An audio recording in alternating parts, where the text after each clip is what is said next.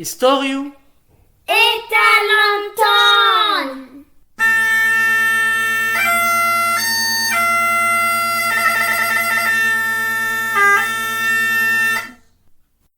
Messieurs, dames, la société, mille excuses par avance pour vos oreilles académiques, mais il faut que je vous prévienne.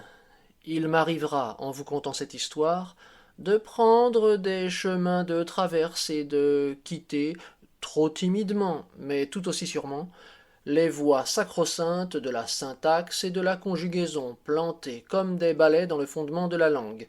Quant au vocabulaire, qu'il aille se faire l'enlaire pour dégorger ses glaires. Messieurs, dames, la société, Jeannot était un sot. Que m'en croivent ceux qui boivent, car boire et croire sont frères de franche fraternité en ces temps où, pour ne pas perdre tout à fait la foi, il faut bien perdre un peu son foie. Messieurs, dames, Jeannot était un sot. Buvons. Certains aimaient à dire il ne réfléchit pas plus que les cloches ne résonnent. Les autres et les autresses se contentaient, l'épithétant le sot ou le sauvage, Jeannot le sot, Jeannot le sauvage, rapport à ce qu'il vivait dans les bois. Notez, on l'aimait bien. D'abord, il chassait et pêchait comme ni un ni deux, mais aussi il aidait les paysans dans les rudes travaux, et il était gentil avec les enfants. Par contre qu'on l'aimait bien, aucune jeune fille ne l'avait jamais goûté, ni même embrassé, endormi dans ses bras, caressé, chatouillé, parlé tendrement, babillé, rien de rien. Pourtant il était bien bâti, et son visage était plutôt agréable, mais un sobriquet peut être une terrible prison, et aucune fille n'aurait osé s'infliger la honte publique d'une visite au parloir. À cette époque, les jeunes hommes pouvaient batifolâtrer avec des femmes plus que sottes ou finiment folles, il fallait bien passer leur fougue de jeunes chiens, mais on ne voyait pas d'un bon œil qu'une femme s'emmanche un braquemar de hasard par montée de sève incontrôlée, qu'aucune jamais n'est appelée l'image de Jeannot pour visiter les étoiles en mode digital. Voilà que je ne saurais jurer, mais enfin, dans quelle langue faudra-t-il qu'on vous le dise? Jeannot était un sot. Mesdames et messieurs, cruvons. En face que Jeannot était ce qu'on sait, il faut bien dire qu'il avait une particularité très particulière pour un homme si sot. Il était fort en mots, pas en bons mots, il n'avait page d'esprit. Pour les adjectifs, je ne dis pas. Chaud, froid, doux, dur étaient à sa portée. Mais n'allez pas le bassiner de vos ténébreux, oniriques, spirituels et autres inénarrables. Je ne parle pas non plus des adverbes, non, Jeannot, pour être plus clair, n'avait pas son pareil pour connaître et retenir les noms de tous les êtres et toutes les choses qui existaient sous son ciel. Il pouvait vous désigner sans erreur tous les insectes, toutes les plantes, les fleurs, les arbres, tous les animaux qui passaient sous ses yeux, ses narines ou à portée de ses esgourdes. Il connaissait aussi le nom de tous les lieux qu'il fréquentait, jusqu'aux lieux dits les moins dits, les plus secrets. Les noms des hommes ne lui posaient pas plus de problème. La tête de Jeannot résonnait en permanence de noms qui lui entraient par les yeux, le nez, la bouche, les oreilles ou les pores, au fur qu'il avançait dans la forêt, à mesure qu'il remontait le courant des rivières. Une telle capacité à se remplir de noms, une telle difficulté à les associer à leurs cousins du dictionnaire, c'était là une énigme. Cette énigme, Rosaine, la fille du roi, ne la connaissait pas. C'était sans doute la seule qu'elle n'aurait pas su élucider, car son esprit atomisait tous ceux de son temps. Elle n'était pas mauvaise en mots, non, mais surtout elle phrasait, paragraphait et chapitrait à merveille, et aucune énigme ne lui résistait. C'était à en perdre son latin même ne l'ayant jamais su. Rapport à la beauté, rien à redire non plus, un magnifique brin de fille. Alors évidemment, les prétendants se pressaient, mais il n'était jamais à son goût. Elle se servait de son esprit pour les mettre en déroute. Plate couturée dans les joutes verbales, il finissait toujours par se sentir bête et comprenait qu'ils avaient passé l'épreuve avec échec. Mais que voulait-elle donc?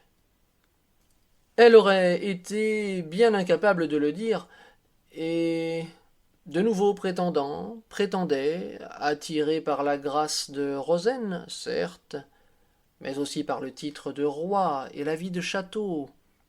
Oh, ne vous emballez pas. J'entends résonner à l'intérieur de vos crânes, malgré la place conséquente qui occupe chacun de vos augustes cerveaux, le bruit d'escarpins de cristal sur un sol de marbre, ou encore le choc de couverts en argent sur de la porcelaine. Dégourez-vous. La demeure du roi n'était pas un palais, mais un petit château de pierre et de bois, à la mesure d'un petit royaume où petit Jacques, petit paysan de son petit état, avait mêmement droit au salut du roi que le petit marquis de sa petite marquiserie, sauf le respect dû à ses petits globules bleus. Non, la maison du roi n'était pas un palais, mais elle était spacieuse, chaleureuse, accueilleuse, et il faisait doux y vivre. Rosen s'y plaisait, d'autant qu'il y avait une bibliothèque bien rayonnée en cadeaux de moines ou de soupirants. Qui sait si, là de soupirer, certains seconds n'avaient pas rejoint les premiers. Que dire encore de Rosen? Eh bien, qu'elle aimait aussi les jardins, l'étang près du château, ou pousser plus loin vers les bois. Un jour, justement, qu'elle était avec quelques amis au bord d'une rivière, assise bavardant le bout de cancan, elle releva les yeux et aperçut, plus en amont, un homme qui semblait pêcher. Il avait de l'eau hauteur de hanche, son torse nu n'était pas couvert.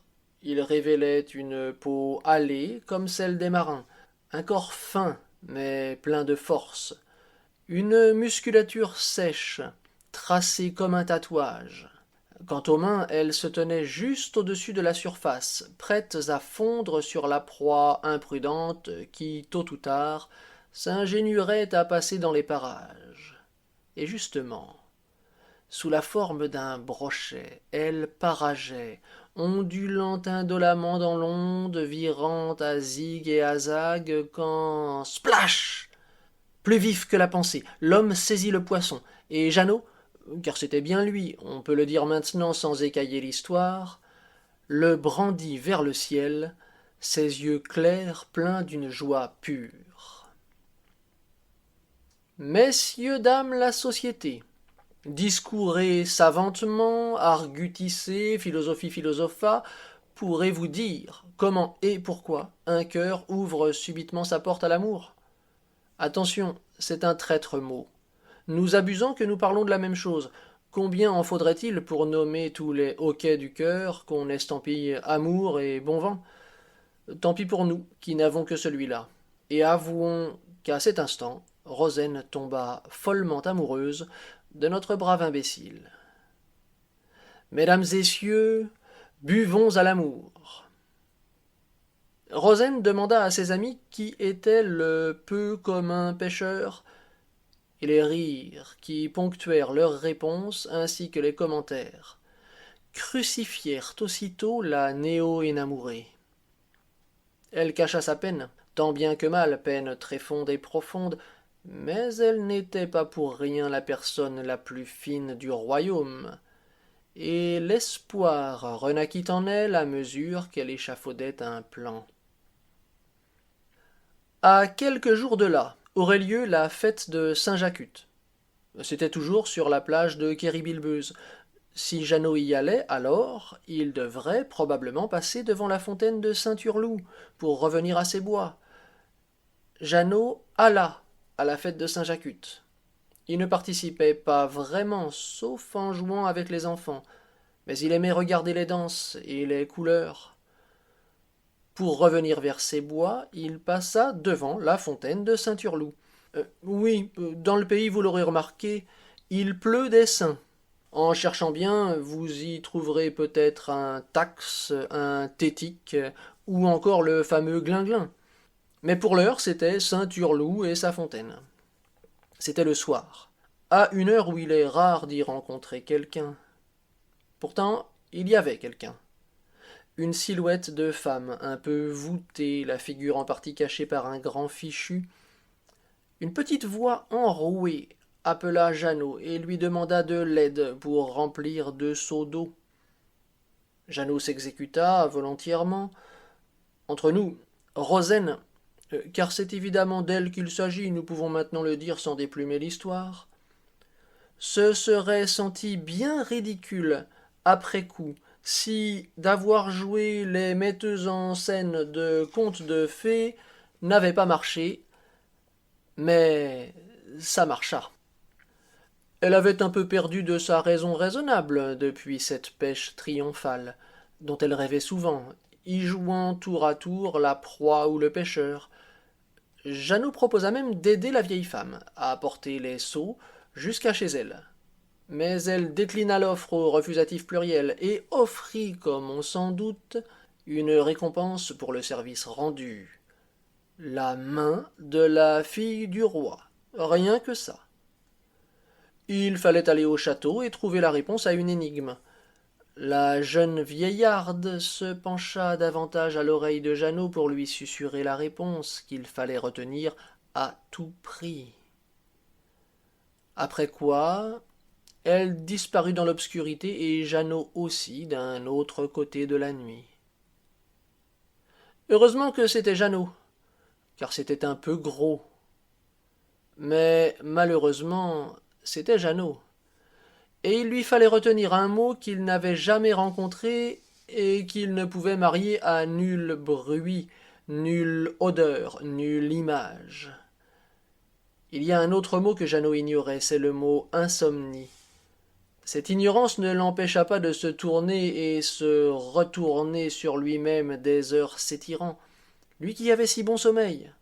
Et tout ça à cause de ce maudit mot qu'il ne fallait pas oublier et qui ne voulait rien lui dire. De son côté, la princesse n'en menait ni plus long ni plus large. Par moments, elle imaginait toutes sortes d'obstacles empêchant Jeannot d'arriver jusqu'à elle. Un malheur arrive si vitement. À d'autres, tout fonctionnait comme sur des roulettes, et elle se laissait aller aux élans du cœur comme du corps. Mais tout a une fin, et le jour suit la nuit comme la guigne le pauvre. Jeannot se leva tôt et se rendit au château. Il arborait une veste échangée à un paysan contre le fruit de sa chasse, malgré qu'il est peu courant de chasser des fruits. Rosaine l'aperçut de sa chambre, car elle surveillait le chemin par où l'amour poindrait. Elle descendit dans la grande salle du château, un grand salon plutôt, où son père, toujours matinal, s'entretenait déjà, pluie et beau temps, avec des courtisans en manque de sujet. Ce n'était ni la cour de Louis XIV ni celle du roi Christophe. On y causait assez simplement, et le roi recevait tous ceux qui voulaient lui adresser doléances ou requêtes. C'est pourquoi Jeannot se trouva bientôt devant son auguste souverain, et, invité à parler, déclara sans emballage ni jambe de bois: « Mon roi, donne-moi ta fille en mariage. » Il allait ajouter, après une seconde de réflexion, S'il te plaît, parce que quand même. Mais un éclat de rire de presque tous les présents, roi et princesse exceptés, ne lui en laissa pas le temps. Le calme revenu, le roi précisa que c'était à elle de choisir, et qu'elle était d'ailleurs un peu difficile à son goût. Ce à quoi elle répondit: « Mon père, vous avez raison, le temps passe, et il me faut un mari. Mais il me faut un homme d'esprit, et celui-ci ne bénéficiera d'aucun traitement de faveur. S'il trouve la solution de l'énigme que je vais lui donner, il aura ma main. » Quelques rires fusèrent à nouveau. On croyait que Rosaine voulait s'amuser. Elle continua: « Jeune homme, voici l'énigme. Qu'est-ce qui brille après s'être éteint? Vous avez déjà vu une séance à l'Assemblée? Je parle d'une séance plénière avec tout le chahut que peuvent faire les dignes représentants du peuple. Si vous voyez de quoi je veux parler, alors vous comprenez ce qui se passait dans la caboche et dans le cœur de Jeannot. Jeannot le sot, oui, mais aussi Jeannot le sensible, sensible au rire, certes, mais surtout sensible à la beauté de la jeune fille qu'il avait regardée dans les yeux. Ses yeux à elle étaient plus doux que le crin des chevaux, ses lèvres semblaient plus sucrées que les fruits des bois, son teint plus frais que l'herbe humide du matin sous les pieds nus des jeunes enfants, ses cheveux et son corps plus souples que le courant de la rivière. Lui qui n'avait jamais fait qu'y pêcher des poissons de ses mains, lui qui n'avait jamais vu s'attarder sur sa personne que les yeux des chiens. Et tous ces mots, cheval, fruits, herbe, enfant, rivière, poisson, chien, tournaient, viraient, dansaient dans sa tête comme à la roulette, sans plus laisser de place au sésame irretenable. Messieurs, dames, faites vos jeux, rien ne va plus.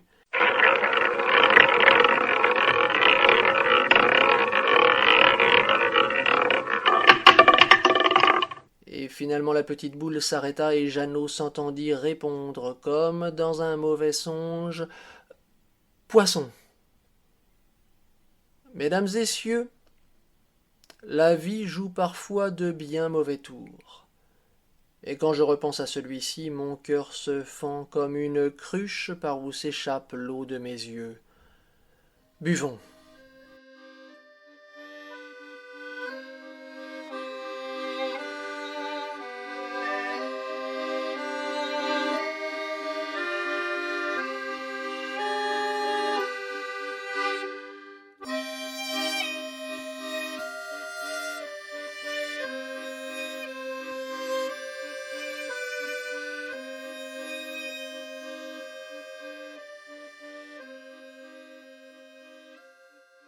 Des larmes, messieurs et dames, on ne pourra jamais dire combien Rozaine en versa. Oh, pas sur le moment, bien sûr. Elle rit même un peu pour cacher son chagrin, alors que Jeannot s'enfuyait de honte vers ses bois, décidé à ne plus les quitter qu'en cas d'extrême nécessité.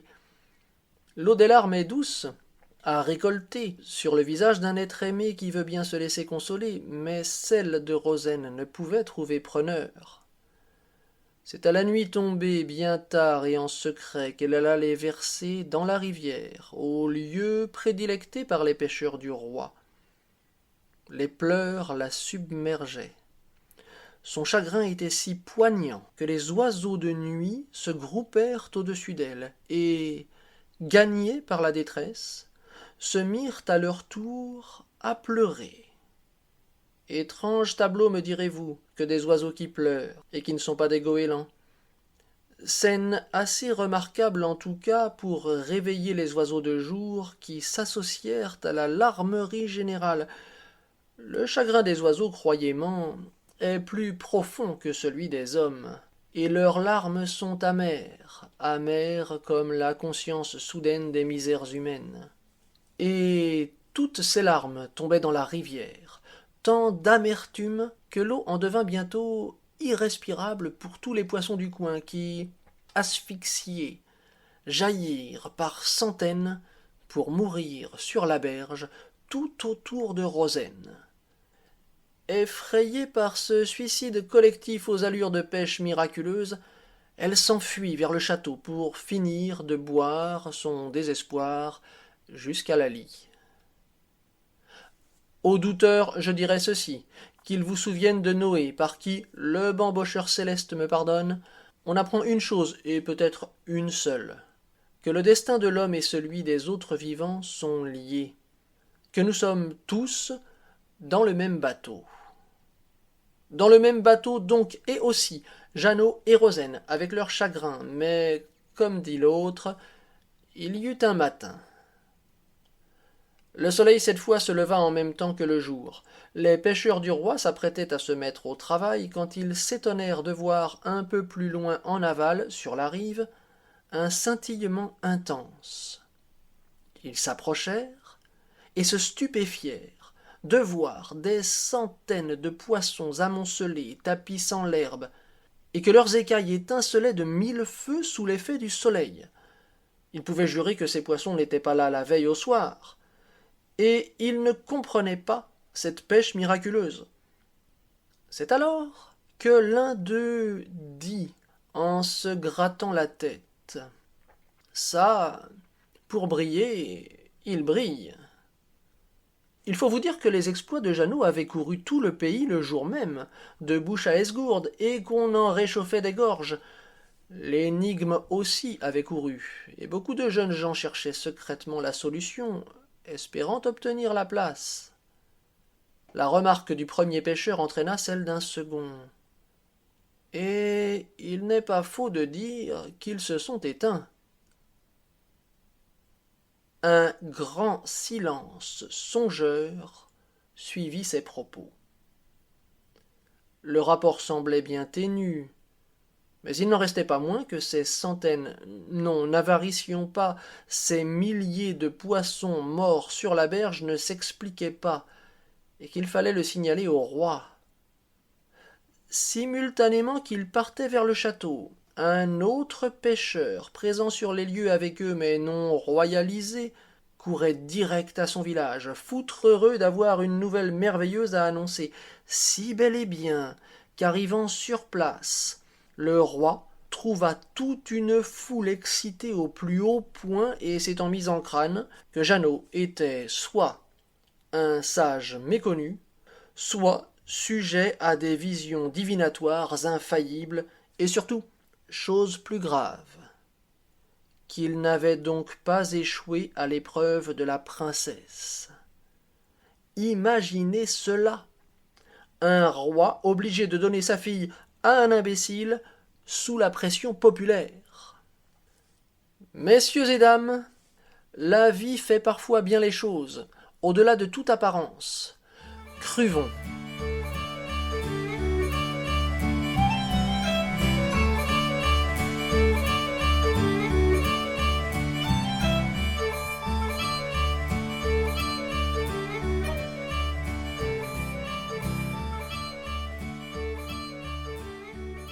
Le roi ne pouvait donner l'impression de commettre une injustice en connaissance de causes et conséquences.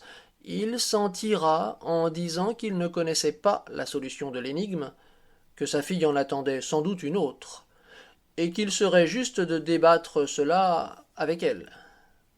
Ce qui ne put se faire que le soir, à cause que Rozaine, pauvrette, avait erré toute la journée introuvablement. Quand elle apprit ce qui s'était passé, quand elle vit le résultat définitif de ses larmes, même si la décrue de la lumière empêchait les poissons de scintiller encore, ce fut une renaissance. Je laisse deviner le sens de la justice, de l'équité, du sacrifice qui l'anima. Il y avait là un signe, une évidence, à quoi il ne fallait pas se dérober, car même les plus grands sages ne peuvent entrevoir toutes les fins. Son père s'étonnait qu'elle n'utilise pas son intelligence supérieure pour échapper au traquenard. Il tenta de la raisonner. Autant parler de sobriété à un curé bas-breton. Il fallut trouver Jeannot et lui expliquer la situation. Insister même, en raison qu'il se méfiait. C'est pas à un chat échaudé qu'on peut faire des grimaces. Bon, on l'amadoua et le mena au château où Rozaine et son père le reçurent en privé.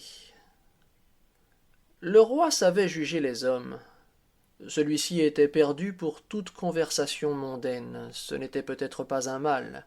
Les nobles noblaillons nobiliaires ne pourraient pas chercher à briller devant lui ou à le flatter. Par contre, il avait une belle stature, des mains de travailleur, un regard d'animal sur la défensive, certes, mais qui appelait aussi la sincérité de celui qu'il touchait. Il n'était pas sans atout face à un peuple de cultivateurs, chasseurs et pêcheurs, lui qui les surpassait dans ces domaines. Restait que l'esprit lui manquait, mais Rozaine en avait bien pour deux, et pour elle, la confrontation avec cette réalité ne semblait pas gênante.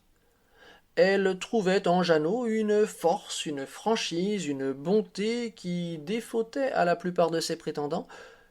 L'affaire était dans le sac, bien ficelée.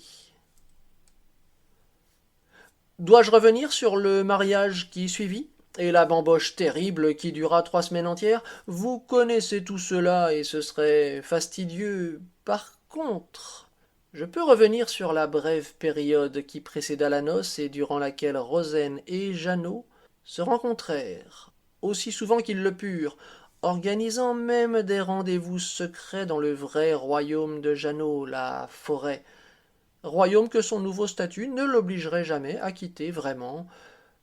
Pourquoi secrets les rendez-vous?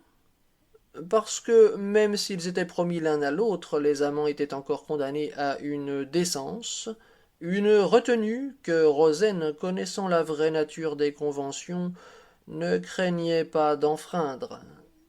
C'est ainsi qu'un jour, au cours d'une promenade, ils entrèrent dans une vieille cabane abandonnée qui leur sembla très accueillante. Ils se défirent des mots comme des vêtements et se découvrirent pleinement.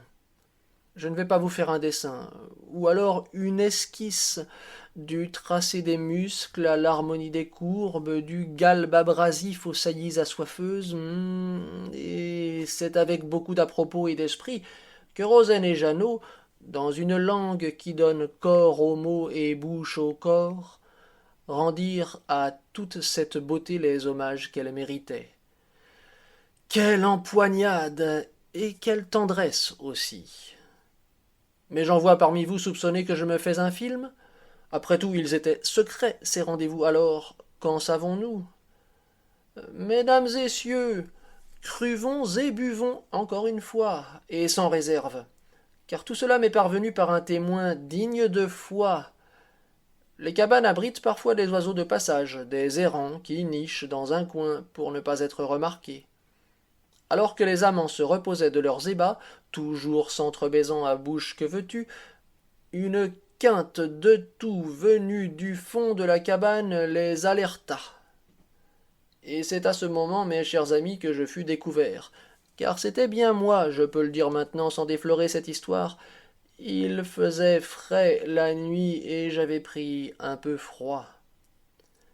Je tentai de m'excuser, mais Rozaine me mit dehors et m'envoya par les airs par un moyen que vous connaissez et que la honte m'interdit de mentionner. Ainsi donc se termine cette histoire.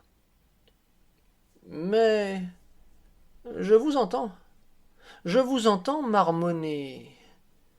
Et la réponse de l'énigme, la vraie? Le mot que Rozaine a soufflé à l'oreille de Jeannot? Comment voulez-vous que je le sache? L'étoile pourrait convenir, mais ce mot n'aurait pas posé de problème à Jeannot. Alors si vous voulez vous lancer dans la quête de la réponse, faites-vous plaisir. Mais un conseil. Si vous croyez l'avoir trouvée, n'allez surtout pas la porter aux oreilles de Rozaine.